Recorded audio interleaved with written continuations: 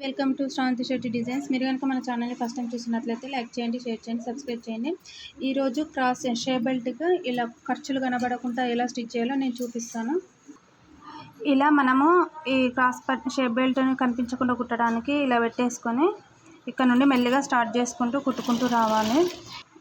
ఇలా కుట్టిన తర్వాత మనం ఇలా చూసుకుంటే ఇలా నీట్గా కనిపిస్తుంది కదా. దగ్గర నుంచి చూపిస్తున్నాను చూడండి.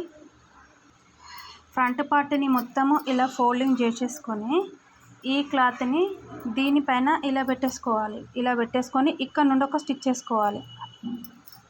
ఇలా పెట్టేసి ఇలా కుట్టుకుంటూ వెళ్ళాలి. ఇలా కుట్టేసిన తర్వాత దీన్ని ఇలా బయటకు లాగాలి. మెల్లిగా ఇలా బయటకు లాగేస్తే చూడండి మనకు షే బెల్ట్ అనేది ఎంత నీట్గా వచ్చేసిందో చూడండి. ఈ ఫ్రంట్ పార్ట్కి ఇలా ఉంటుంది.